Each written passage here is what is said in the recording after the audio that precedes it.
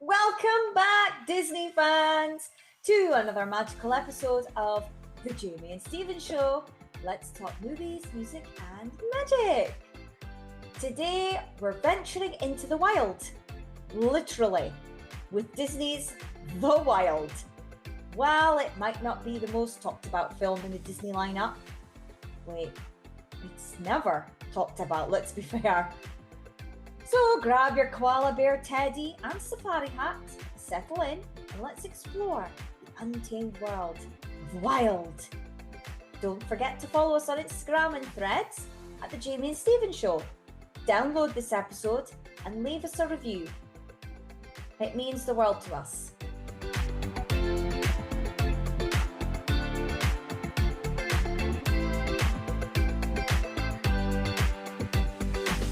So, The Wild, Stephen. Yes. The So- Wild. Is this an official classic? So, and I did a bit of research into this. Googling. Yes, it's not actually made by Disney Animation. It's made by a Canadian Disney animation studio called Core. Mm-hmm. Now, in America, it was just released, but in Europe, it was marketed as the next animated classic. Yeah. So here in the UK, we're very much like, yep, this is number 46. It's on the side of the Blu-rays. It's here, there, and everywhere. But in America, they have Dinosaur, whereas And we has never it have. changed since? So with the introduction of Disney Plus, they do not class it as a classic. So is it on Disney Plus that Dinosaur is a classic? Yeah, Okay. So technically it's been kicked out and replaced. it has. Okay. It has. But we're doing it here anyway, because Yes, well, because obviously it was released as a Yeah. classic to us. So we had to count it in. Yeah. Because I know, like, when we were texting and I was asking you, like, do I have to watch this film? you have to watch this film. I watched So- Dinosaur. Yes. Released in April 2006, IMDb synopsis is: an adolescent lion is accidentally shipped from the New York Zoo to Africa. Now running free, his zoo pals must put aside their differences to help bring him back. Okay, yeah. Yeah, that's what it is. Ish. Hmm. It misses out the fact that it's his dad and that the pals brought themselves along. They weren't invited. And there was no differences. It's not like they didn't get on.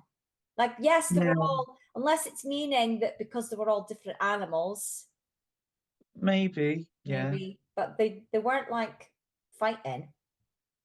No, definitely not. Two of them were in So- love. Yeah. So what was your synopsis? Very similar to yours. So Oh. a young child is mistakenly taken away, and a father and some friends have to go and find him. Then I realized that was the synopsis for Finding Nemo. I was going to say it sounds very similar. So I decided to go on a bunch of zoo animals from the New York Central Park Zoo are sent away to the wild, but then I realized that was the synopsis for Madagascar. Again, that also sounds familiar. So I gave up. Okay, I don't blame you, yeah. Yeah. It's an hour and 35 minutes. Yeah, that's too long. That's about an hour Yeah. too long. Yeah, agreed. It has 5.2 stars on IMDb. That's the wrong way round. I agree. Yeah. This is going to be a very, very weird podcast where we're like, yeah, I agree on that. Yeah, I agree on that. Those who clearly gave it a very high score, We're drunk. I feel like they need to rewatch this film I think they just need to watch it in the first place. That's people trolling. So the director is Steve Spaz Williams. This is his only animated directorial film. In fact, I think it might be his only directorial film. Yeah, I think it is. And when I saw that this was the director, I was really gutted because I'm a huge fan. So because he's not directed anything else, I'm just going to talk about one particular film that he is spoken a lot about and he still talks about now and he's still remembered for now. So Steve Williams worked for ILM, which is Industrial Light and Magic, which is George Lucas's special effects company, animating a Tyrannosaurus Rex on a computer that had never been done before. And this was for Steven Spielberg's Jurassic Park. It really shocked me that he had gone from that.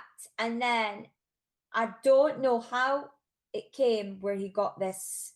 He must have known somebody at Disney, or because he's Canadian. I can get into that bit. Right, okay, because he is Canadian. So it might be because Core is Canadian that it could have been that he worked with them. One of my critiques in this film is the movements of the animals. Yeah. So if only he was in charge of the animation in this film rather than the directing, it might have been better. So do you want to tell us the story of how this came out? I really struggled to find facts about this film because it seems like it's basically been forgotten about. Disney have kind of pushed it to the back. Even on websites like Wikipedia and Disney Wiki, it's not there. The information's not, there's nothing. So what I did was started looking at Steve Williams, and I decided to look at an interview that he did when The Wild came out.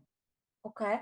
And he actually gave a really in-depth conversation about how the film came about, the history of where the film originally started from, and I was able to get a few more facts that way. So a lot of this is based on that interview.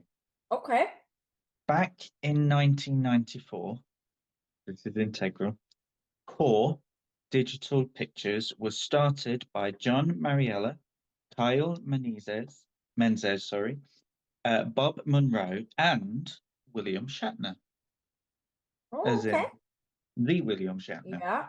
And this company, what they did during the 90s and early 2000s as well, they produced work for films such as Valiant, The Nutty Professor 2, Beverly Hills Chihuahua, Saw 2, Resident Evil Apocalypse, Blade 2, the X-Men films, Dr. Dolittle, and Flubber.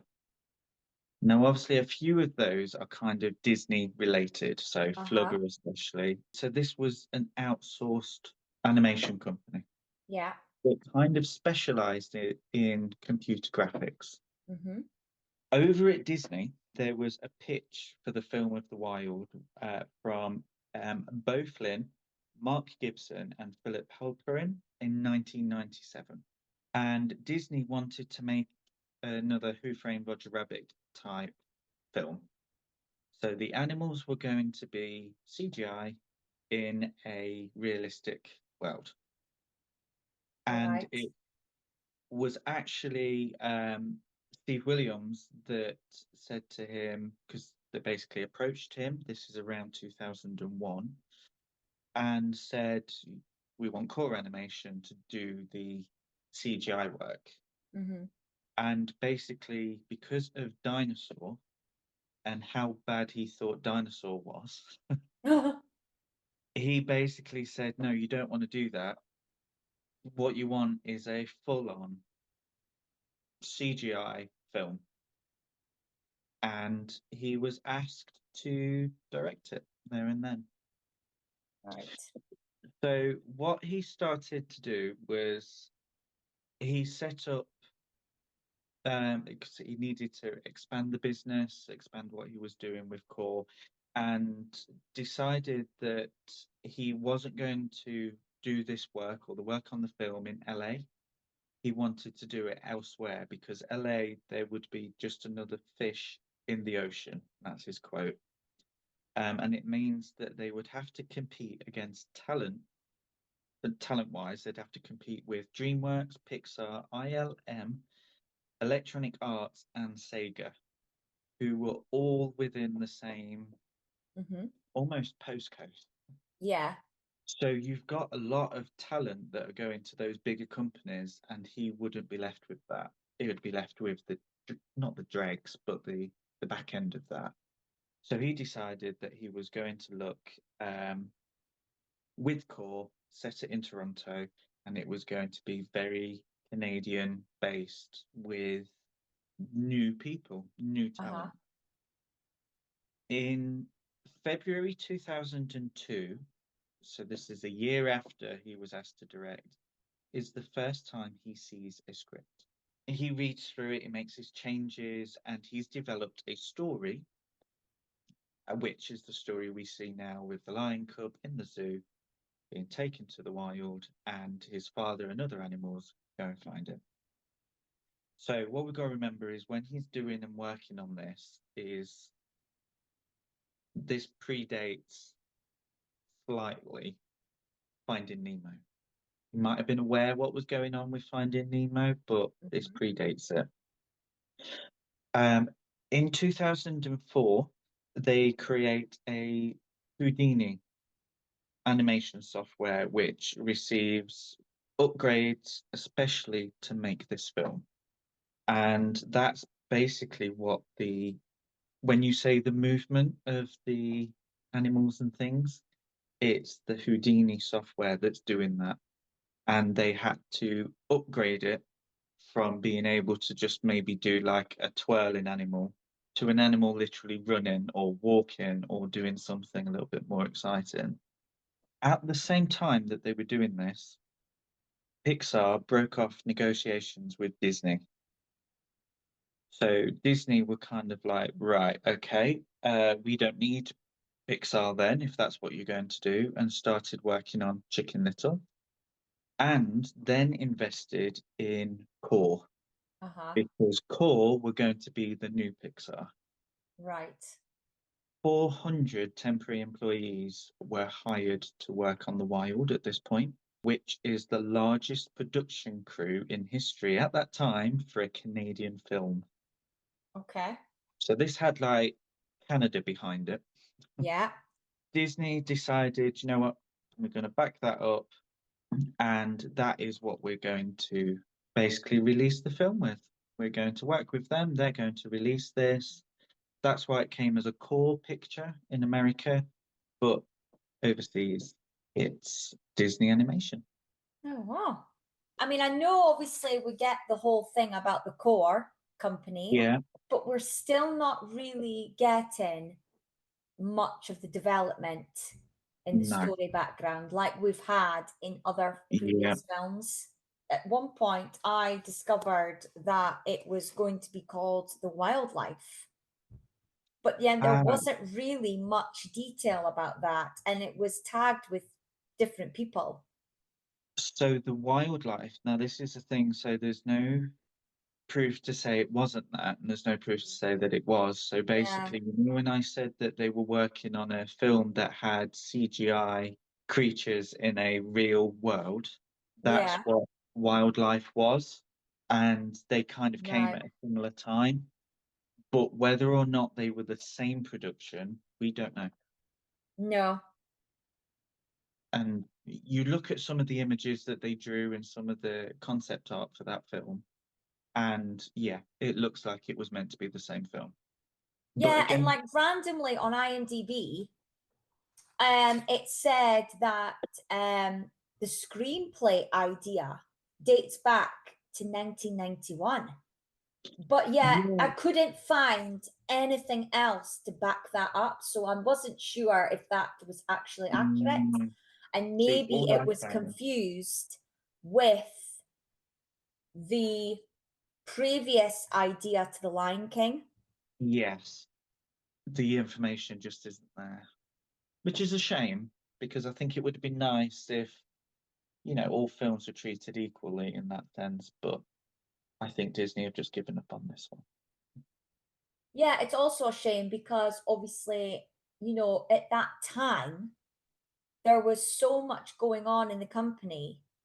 Mm. You know, the gossip or the stories and the environment that it must have been like at this time Mhm. is so intriguing, and like I'm so curious about it. Like I really would love to have known what it was like to be in that storyboard room or Yeah, that idea room, when they were developing this, and where their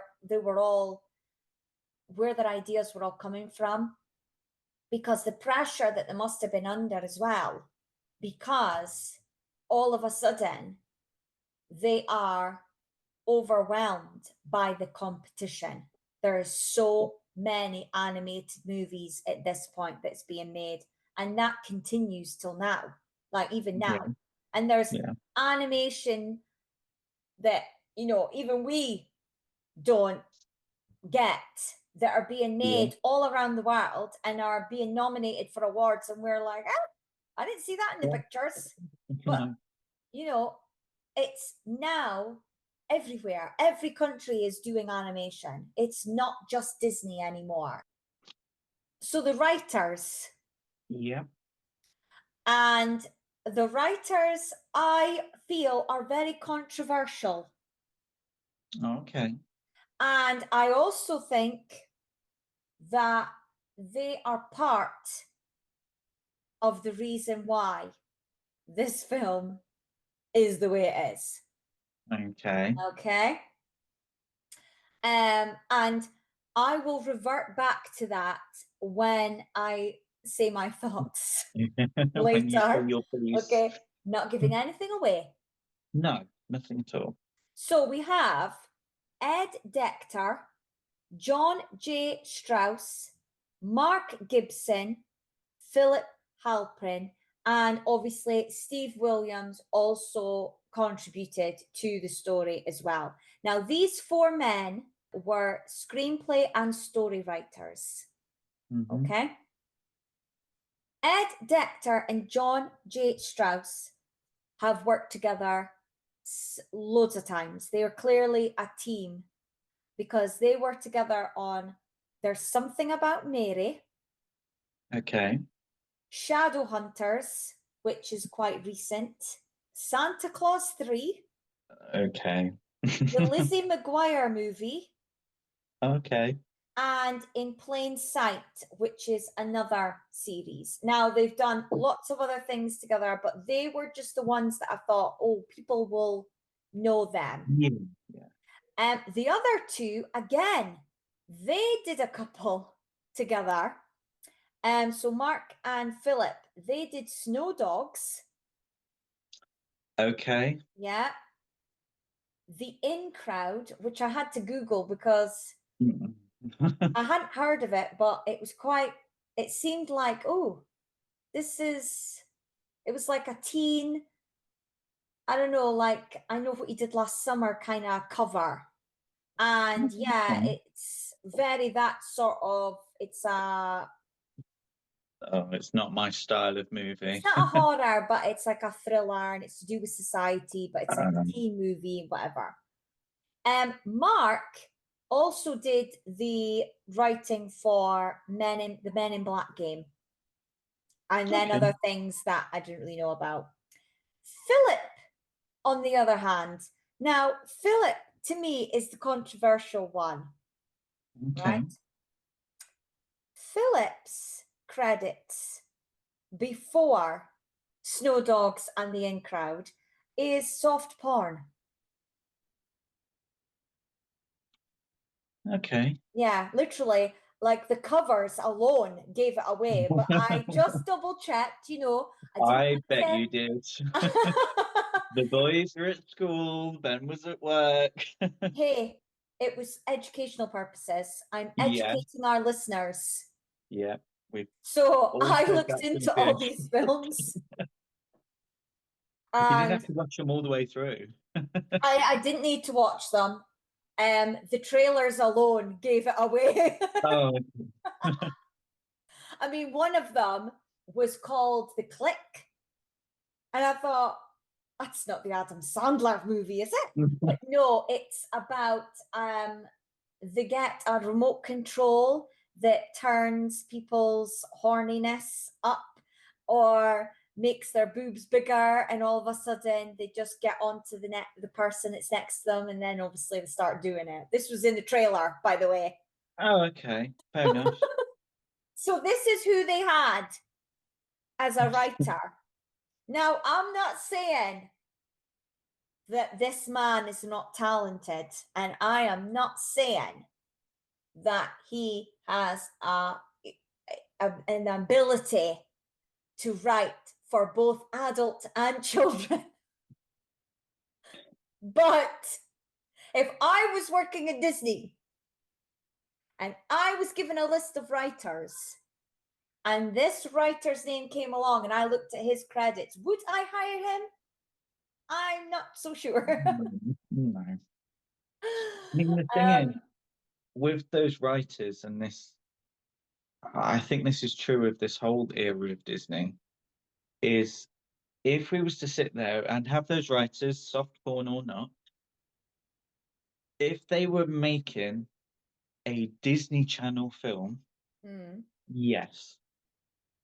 But this is meant to be competition Yeah. for Pixar, who are Mhm. literally at this point saying, we're breaking this marriage off. Like we need to go do ourselves things. You know, Chicken Little came out of that as well, that whole marriage breakup. And you've then, this is meant to say, you know what, Disney, we've still got it. We can still do it. We can still compete. And it just feels that they've just made another Disney Channel movie, and it felt that way. I've said that a few times, but so I think them trusting core animation as well to kind of do this. Yeah, I think they kind of didn't realize what they were making the film for. I think what this says, and obviously we're only guessing. Now, this is based off of, we have now done, well, 46 films, Yeah, including a few bonus episodes, right? yeah, And based on what we've talked about in previous films throughout Disney history, during this decade, and it has come up, often, is this is not being supervised correctly by the no, right person, not like no. it was before. There is no Roy. Eisner is not supervising. Oh, well, Eisner's gone.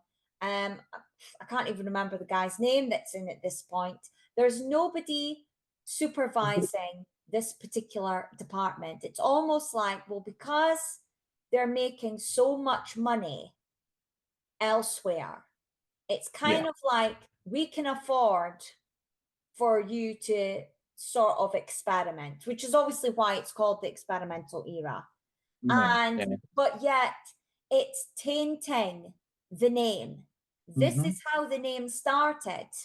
And of all the departments, this is the one that can't be making mistakes. This is the one that should be always setting the bar. Yeah. And in terms of the writers, I mean, even when I looked at,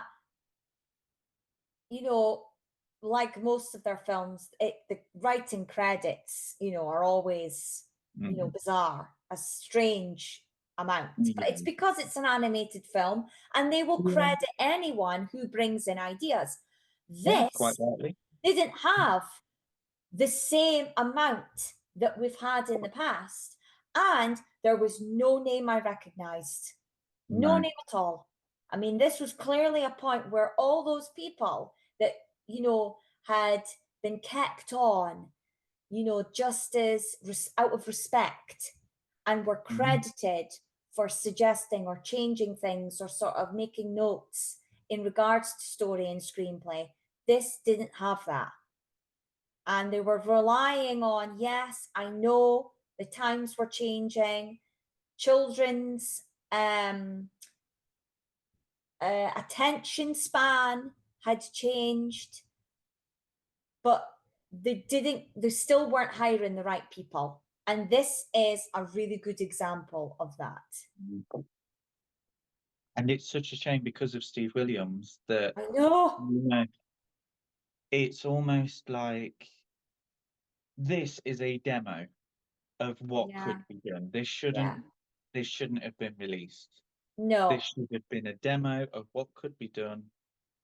And then someone goes, "Yep, here's extra money, Mm, polish it." yeah. Yeah. This should have been just released on the Disney Channel. Disney Channel, yeah. Yeah. Well, I've said Like that throughout this. nowadays, it would be just released on Disney Plus. Yeah, if that. Well, yeah. Like Okay, I right. We're getting away and we're we giving are, away our thoughts, okay, which we yeah. don't want to do because it's the most exciting part. Well, about this film, yeah. The cast? Yeah. So I didn't get cast. I got bits about the characters. So as you go through them, I'll Yeah. jump in with anything I've got. Okay, right. So I'm going to start straight off with the dad. Yeah. He's the one that I kind of care about the most, to be honest, just because of who Yeah. plays him. But I do want to say the cast as a whole, amazing. Yeah. Like on paper, this cast is fantastic. Yeah. So Samson, who plays Mhm. the dad, the lion, is voiced by Kiefer Sutherland. He is the son of Donald Sutherland, who sadly passed away last year, I think it was, or the year before. Mhm. It was recent. And he has been in 24, Designated Survivor, A Time to Kill, Lost Boys, Flatliners. He's voiced the Call of Duty games, Three Musketeers, just to name a few. But as a movie fan, he's one of those actors. He's never like really been like awarded for his acting ability as he should have. He obviously has a famous father, so he's always criticized for being a nepo baby, etc. and blah blah blah. But he is one of those actors that is such a good villain, like a villain that you hate. Except in this. No, not in this, but like, oh my god, I want to kill him because he's so evil. And yet he's such a good hero as Mm. well. Like Three Musketeers, oh my god, I was madly in love with them when I saw that film when I was a kid. Absolutely in love with them. And he hadn't done many hero roles at that point. He was always the bad boy or the villain. And Yeah. then, like, me and Ben eventually finally got to watch 24, and it was like, oh my God, yes, I can see why everyone is raved about it. And then Designated Survivor was one of those Netflix series where it was like they just randomly cancelled when it was brilliant. And it was like, oh, you're ruining our lives. And it's like one of those where we've watched over and over and over again, and it still kills us, the fact that it just got cancelled and not finished properly. So yeah, but yeah, so he is the father. Ooh, the Faja. Yeah, the father. So early names for the character, and again, this merges a little bit with wildlife because Alexander was going to be the original name for Okay. the lion in wildlife and Alexander in this. Interestingly, though, the lion in Madagascar is called Alex. Okay. So they had the same idea. Samson has more than 6 million hairs that were all animated. Wow. I, Amazing. when you hear about things like Sully being animated and then this as well, you think, okay, they're on par at that point. I think Sully looks better, Oh yeah. but there's there. Weirdly, the hairiest creature in this film with over 14 million hairs is a poodle. What, from that one scene where the dogs bark at them? Yep. Right, okay. That was clearly a bigger scene then that was cut. Yeah, it looks like it. I For mean, them to go to that effort. so one of the complaints about the film actually was all the merchandise is the animals are loose, and it's the thought behind it was that these animals would be loose in New York City. They're not actually in New York for very long. No. So I think there Spoiler was, alert. I thought there was a change in plot. I think the first bit, there's one plot, and Mm-hmm. then when the majority of the animals then go abroad, I thought that was a separate plot. Mm-hmm. But yeah, that's Samson. Okay. Benny, who is the squirrel. Hmm. And again, this guy is to me there in my childhood. And that is Jim Belushi. Him and his brother were both very in my childhood just because of the movies that I was brought up with. And yeah, so Jim Belushi is the brother of John Belushi, who's famous for The Blues Brothers and Animal House, who sadly died of a cocaine overdose and was Robin Williams' best friend.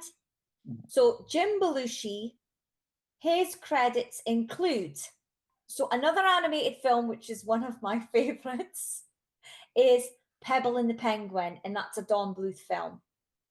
Not seen that one. Oh, Stephen, honestly, it's so good. You need to watch it. It's good. The music's by Barry Manilow. Oh, okay. Sold. Yeah, sold. Put that gay card there. Probably one of his most famous roles when I was a kid was K9, which was like a comedy cop, and he's got his dog. Yes. Yeah, Yeah. and it had a few spin-offs. He also did a series called According to Jim, which was like a family comedy that ran for 6, 7 seasons. It was successful. And then the other comedy film that he's famous for, which I grew up with, was Curly Sue. I've never heard of that. But he does loads of voice work. Like, although he's an actor and Mm. he's got famous acting roles, I think the last 20 years it's predominantly voice. Yeah, so he's always happy to go behind the mic. Well, I've got joint facts for Benny and Bridget. Okay, so well, I'll move on to Bridget then if you want, and then you could do your Yeah, facts. yeah. Yeah. So Well, it's only Bridget one. is voiced by Janine Garofalo, who is credited in The Truth About Cats and Dogs, which I remember when that came out. I'm thinking of the film Cats and Dogs No, with but that I do mention that later. oh Yes, I with do mention that later. with Mr. Goldblum. Yes. She's also in Mystery Men Okay. and Copland with Sylvester Stallone. And the other animated film that she's famously credited for is playing Colette in Ratatouille. Oh, okay. Yes. I didn't make that link. Yes, she Hmm. is. So yeah, Bridget and Benny. So in the animation, Bridget and Benny have the same amount of bones, air quote, because obviously this kind of animation is made out of sticks and things. Um, they have the same amount of bones in their necks as each other. No way. Yeah. A squirrel and a Yeah. giraffe. Yeah. In the wild. So not in real life, in the wild. Okay. Explain. So you know how when you see animation, it's kind of made out of straight lines, Yeah. and it almost looks like a blueprint print with like lines and dots and whatnot. Uh-huh. So there is the same amount of those lines and dots in Bridget's neck as there is in Benny's neck Okay. when they're kind of building these 3D characters. Does that make sense? I think so. Yeah. Yes. Yeah. I can picture it. Yeah. Anyway, that was just my one little fact about them. I really struggled to find facts about characters in this film. Okay, Nigel. Nigel. Nigel is voiced by Eddie Izzard. Sue Izzard. Oh, okay, then Eddie Izzard, but Yeah, now Sue Izzard. On IMDb, they're still credited as there's Eddie Eddie Izzard, Izzard. which obviously, they'll have to It's in the credits. change. It's in the credits. It's how it appears. The name appears Oh, in the yeah, yeah, credits. yeah. So that's. But yeah, no. Yes. So for those who don't know, Eddie Izzard is a British comedian. They're famous for dressing. They were what was then in the 90s. They would call themselves a transvestite. So they were a man who liked to dress a bit feminine, but he's got family. He talked about his family. The jokes weren't necessarily to do with theirself as a woman or a man. It was, yeah. But he wore lipstick. They wore lipstick, sorry. They wore lipstick. They wore mascara. Sometimes they would have a skirt on. Sometimes they would just be in a suit. It just, yeah. But it meant that they were original and they were loved in their own way and they were unique. And yeah, they were like an icon, a British icon. But yes, as you pointed out, now they are trans and they are called Sue Izzard. But he's also like, I couldn't believe his acting credits. Like I remember like seeing him every now and again and thinking, oh, that's that comedian guy. Like, oh, he's doing well for Yeah. himself. He's in this film, he's that film. But oh my god, he's done loads now. So yeah, Cars 2. Yes. Yeah, he's the baddie. Spoiler alert. Dun, dun, dun. He's in the musical Across the Universe. He's in Oceans 12 and 13, and in Mystery Men with Janine Garofalo.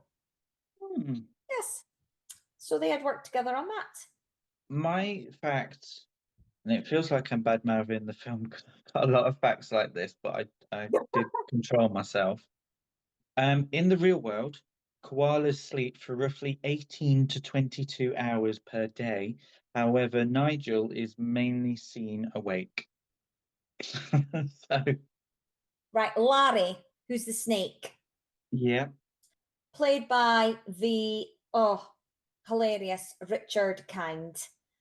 And you know what? I love his surname because I can honestly imagine him being one of like the kindest people. Yeah. Like everything he's been in, every character he's played, I've absolutely loved. And again, he's another one where his voice, you just know instantly who that is. He's been in recently Only Murders in the Building. He was in the last Yeah. season. One of my favorite series when I was a kid. I don't feel it gets enough credit, but I think it was at the height of comedy series and it kind of gets forgotten about, which is a shame because it shouldn't be because it was so original. The cast was amazing, and that is Spin City with Michael J. Fox. Okay. He's also in Argo and very recently Mid-Century Modern. Now, Yeah. I've not mentioned any of his Disney credits because there are so many, and I thought you would have them listed. I don't have them listed. I chose not to put in the cast, but I do know he's Bing Bong. Yes, bing bong, bing bong. And he's also in Bug's Life. Yes. Okay, this character wasn't memorable, let's be honest. No. Apart from being able to steer the ship. Yeah, But it's but yeah, and he is so funny in A Bug's Life. Like that mhm. scene where he's in the so-called bar and the two guys convince him to tell Hopper about, why bother? They're just ants, and then obviously he goes and he says it with the full of confidence, and Oh then yeah. Hopper's like, "What?" And then he becomes weak, and he's like, "They made me say it." That's so funny. He's such a good actor. I have two facts, and one of them includes about Mr. Kind. Okay. Um, in real life, anacondas are heavy and thick-bodied snakes, Mm-hmm. not thin and slim like Larry is. Voice artist Richard Kind had to wait until filming wrapped on the producers. And that is with Nathan Lane. Yes, but he had to wait until filming had wrapped on the producers before he could perform the screams as Larry in this film. Okay. So it didn't hurt his throat because he was singing. Right. Okay. And it was Steve Williams that filled in for him. Oh, So okay. the screams in the final product are Richard Kind, but For when they editing were kind of, purposes. yeah, it was all done by Okay. Mr. Williams. Wow. Right. Kazar. Yes. Okay. So the worst villain in, I think, Disney history, really, is voiced by the legend, the captain of all captains. That is William Shatner. Well, he owned the company. Oh, well, yeah, Yeah. because I didn't know that. When I was writing all this earlier, and Yeah. you mentioned, oh, he had money in that core. Makes sense now why he was a voice, because I did wonder. I was like, what is he doing in this film? Because it just makes no sense. So William Shatner is most famous as playing James T. Kirk in Star Trek. He's also in Miss Congeniality, Over the Hedge, Oh, yes. yes, Brilliant, like. Hot in Cleveland, and Boston Legal. Now, he would have been doing Boston Legal at the time of this. So my fact is, so I've got two, and I've just realized I had another one about Nigel, which was on the other page.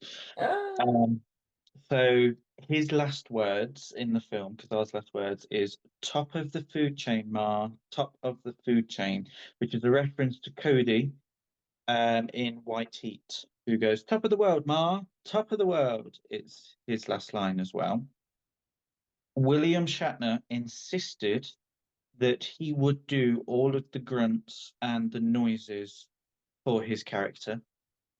So they weren't going to have like usually they have like a Frank Weller come in and do like those noises and things. Yeah, additional voices. Um, instead, he spent 10 minutes recording a selection of animal noises. Okay. So he was just sat in the booth for So he was 10 minutes. very invested in this role. Yeah.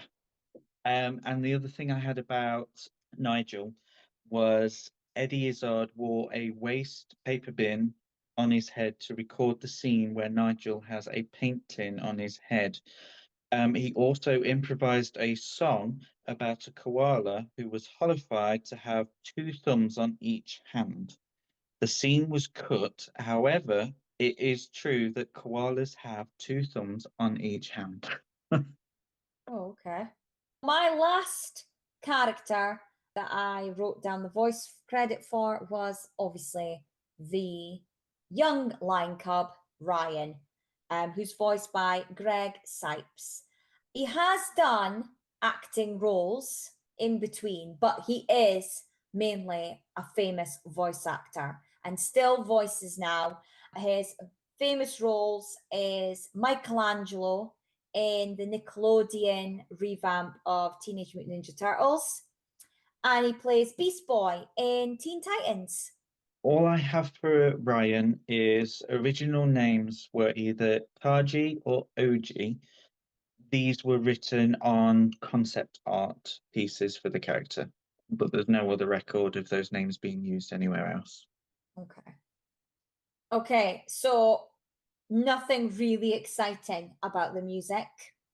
I didn't realize it had music in it until I actually um, was researching it yeah, and saw that there were songs, and I was like, when? it does have a score. Yes. I have no idea what the score was, No. but that was written by Alan Silvestri. Hmm. He's not credited for a lot of writing. Hmm. However, he's credited greatly as a conductor, and he was conductor for several Marvel films, Hmm. including The Endgame. Yeah. He also conducted for Who Framed Roger Rabbit, Hmm. everything to do with Back to the Future, including the musical. Hmm. The single, which I don't even know if you would class it as a single, but basically like the end credit song, which up until the 2000s used to be just as successful as the Yeah. main song from the Yeah. film. So the single that was released was called Wild One slash Real Wild Child, and it was performed by Everlife. Now it's a cover because the song that she sings is from Pretty Woman. Yeah, I was gonna say like that.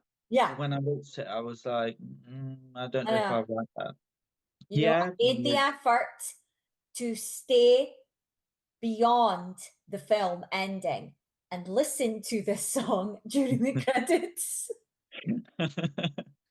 I was dedicated. I thought there has to be something good. So you waited for the ending. And I resorted to the end credits. That's how desperate I got. The only other thing I have is there's a song called Really Nice Day, which is performed by Eric Idle, one of the Monty Python. Yeah, I Uh, tried to listen out for that, but where was that yeah, in film? no, I know. And I was like, I don't remember it. But then I don't remember any music in this film. Any other facts? Yeah, so I've got a few around. So another fault in the thing was wildebeest do not live in dense jungles. They live on plains. So Mhm. they wouldn't have been there anyway. One of the original names for the film, sorry, and this is what Steve Williams was quoted as saying in that interview, was going to be the Big Break, but it wasn't clear at what point Okay. that was the name. Mm. It's the last film to feature the 1985 Walt Disney Pictures logo in theaters. The word Africa is never mentioned. Yeah. So, although it's implied, it's never mentioned. And in New York City, there is a billboard for Toys R Us and for the Lion King musical. Obviously, there's nothing at the parks to do with this film. In the UK, it came out on DVD in 2006 and it came out as Blu-ray too. And it received a video game released on the Game Boy Advance, something Wow. called The Wild. That was 2006. And on Disney.com, there were three games that people could go online and play. One was called Alligator Alley, the other Turtle Toss, and finally Benny's Lunk Dunk. I have no idea what those games were though, because I was, yeah, moving on. from looking at facts for this. Yeah. And finally, in all criticisms and things, the film is said to basically be a rip-off of Madagascar. Okay. Now, the penguins of Madagascar were the original project for that film, and that started in 1998. However, in 2001, that film was shelved. Okay. Then, at some point after 2001, that project merged when production on Madagascar started. And if you go back to the beginning of the podcast, you'll find that The Wild came first. Oh, really? Yes.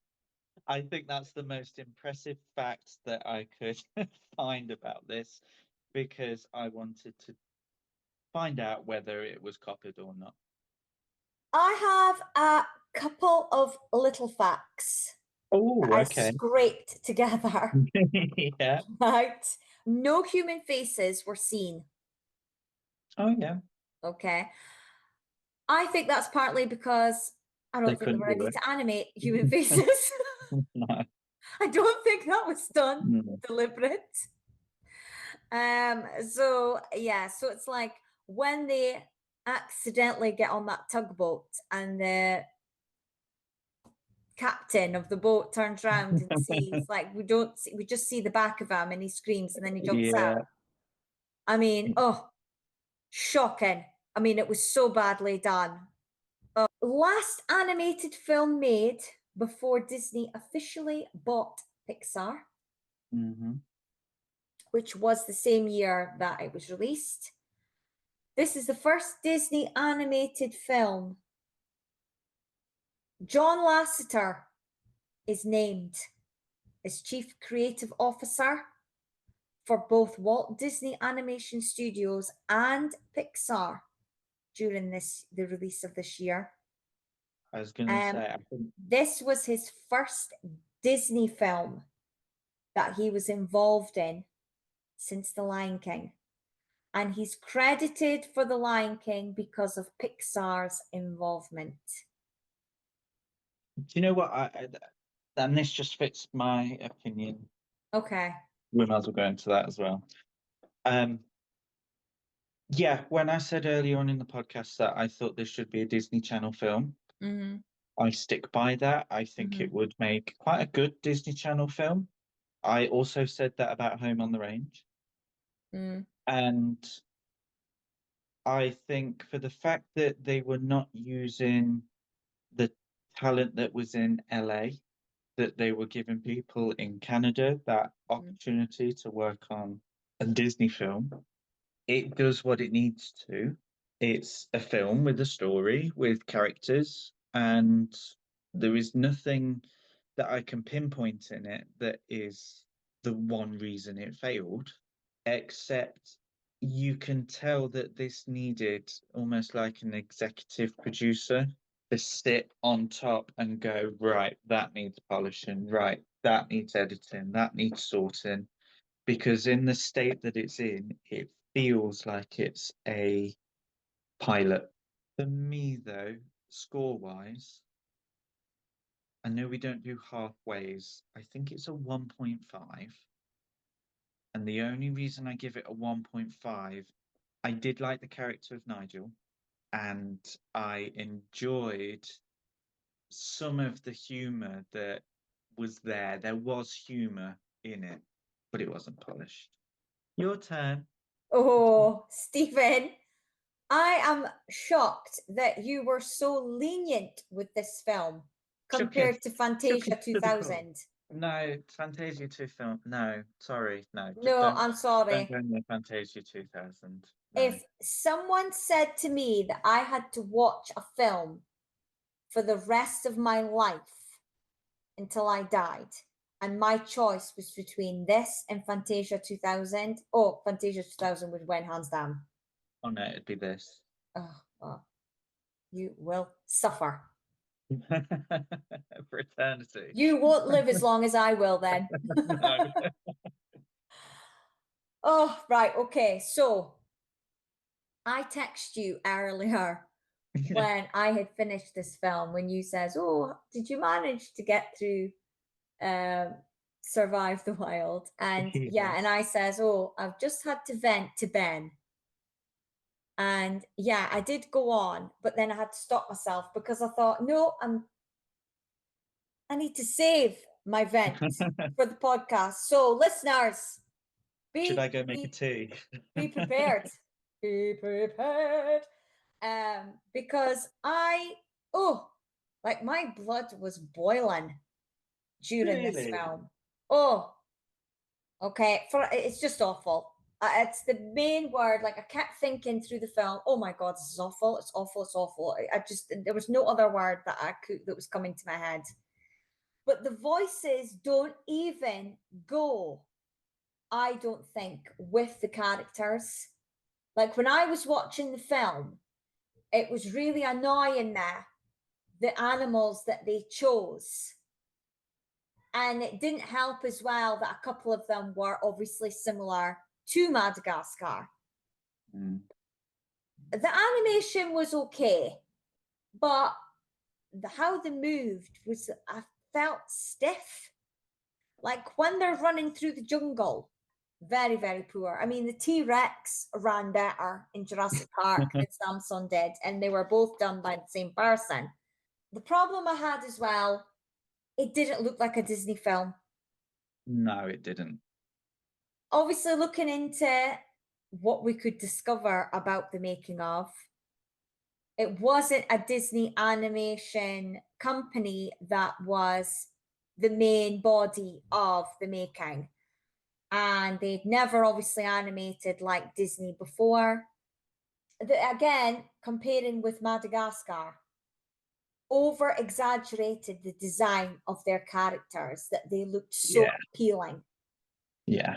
Even though they use a lot of straight lines, like see the lion's mane, Yeah. Madagascar, like it curves at the top, but then it comes straight in. They Yeah. don't go down the road of trying to do a million furs. Like they just keep it simple shapes. And same with the zebra's hair. You know, it's a nice curve with a little Mhm. dent in it, and then it continues. You know, the straight, it's basic shapes, but yet they look so good. The eyes are big, it's colorful, it's bold as the city they are set in at the start of the film. Yeah. You know, they keep to the sharp lines, just like the skyscrapers in Madagascar. Whereas in the wild, like the dinosaur, they're trying to make them look a bit like they're real, but not. And yet, everything in the setting, the city, the park, the crowds, the back of the heads of the people that you do see are designed and animated as if like we've got to make this as real as possible, but it's still an animation and it doesn't work. And I think that also links to what I said at the beginning when I was like, it feels like there's two plots. You've got the plot where they're in New York, and you've got the Uh-huh. plot where they're in, well, Africa. Yeah. If they'd have stuck with that original one, I think they would have got away with that realism a little bit more because Yeah, if they'd stayed in New York, yeah. because having that kind of realistic, the New Mm. York bit to me looked better than as soon as they got on the boat. As soon as they got on the boat, it looked bad CGI. See, for me, it was the opening when he's telling the fake story about fighting the wildebeests. I thought that animation was better. Oh, really? Yeah, because it wasn't trying to come, it was like it looked different because the hair on Mm. Samson was blocked instead of Yeah. them trying to do the individual furs like on Sully. It's Mm. almost like we've got to Oh, do it yeah. like Pixar, but cheap. And I And think that goes back to because Disney obviously wanted a new Pixar. yeah, They were, yeah, I keep going back to they were getting divorced. they needed to go and find someone else. And Yeah. And like a dinosaur, which was said, that realistic sort of animation style, it was distracting. yeah, no, And I felt it took away from the humor, because we were looking at something where they were clearly trying to make it look like, oh, an animated reality, but yet with a very humorous dialogue.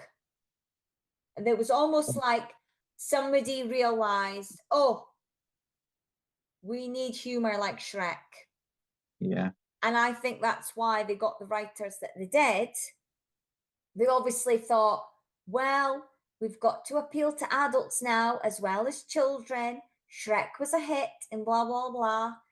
And like I was saying to Ben, to me, Shrek doesn't look like it's for kids.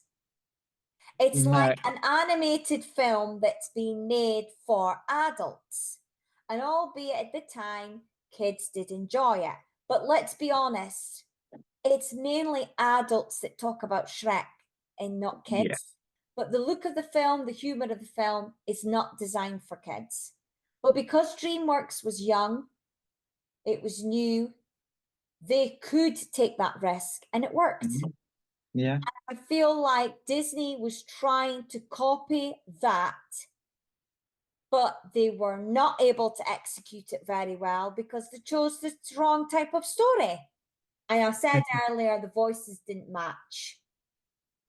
And yeah, yeah, it got to a point where it was annoying me that Kiefer Sutherland was Samson. And it was like, I'm just, and like when he went, and then the ending, when he was doing that dance and trying to be the embarrassing dad, I was like, oh my God, I don't ever want to see the image of him in that voiceover booth doing that. And then there was a bit where he almost tried to attempt a bit of, wiki wiki. What do you call that? yeah, Oh, well, yeah. yeah. And I was like, oh, yeah, the Ryan Cub didn't like him. He was annoying. And I didn't really want them to find him, to be honest.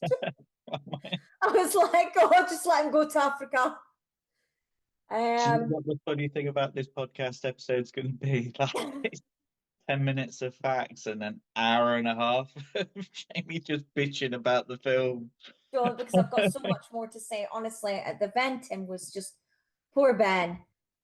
The last thing I'm going to say, right, before I give my score, which I'm pretty sure people know what that will be, but once again, I've mentioned before with a couple of these films in this era, I was in Spain at the time and I saw a lot of these on pirate copy. Now, 2006 was not a good year for me, but it was also a good year because I met Ben, right? But I was not in a good place. It didn't give me the escapism that I needed, that other Yeah, Disney yeah, films before the 2000s gave me. And I was 20 that year. I wasn't a teenager anymore. I was an adult. I was a lot of things that happened to me that shouldn't have happened. And Disney should have been there as my mhm, escapism. As I said to Ben earlier, I've fallen out of love of Disney. This was the yeah, last straw for me. I thought, oh, this is it. They're not going to be there anymore. Almost like I had to accept, right, I'm now 20, I'm an adult. I shouldn't be watching these types of films anymore. I didn't enjoy those films anymore. So when I went to watch it for the podcast, I went in with a completely open mind and I thought, you know what? Surely it's not as bad as I remember. Like it must be you'd be good. I'll have wrong. to give it a chance. So I put it on and like I got cozied up and it was a failure. Like this is a fail for me. I am going to end with, if I could, it would be a 0. But as we don't do 0, it is the lowest of the low one. The lowest. Like it is, 0.5. yeah, the lowest one ever. Wow. It We've was. swapped places. I know. I No, this know. was like I literally could not find anything good. At least like, Chicken Little had good music, it had good comedy, Home on the Range had a good song, and yeah. That was it. There was a nice hat. Yeah. What I am happy now with, this is the last of the drivel, and we start to kind of climb. Haven't we still got Meet the Robinsons? Yeah, Okay. but we start to climb up, and obviously in this season we will accumulate with Princess and the Frog, but Oh yeah. I mean Disney themselves obviously got to the point where we're talking about Frozen and Mm-hmm. Zootopia and Moana and things, but for us it got to the Princess and the Frog. So I'm really glad that the early 2000s are gone now.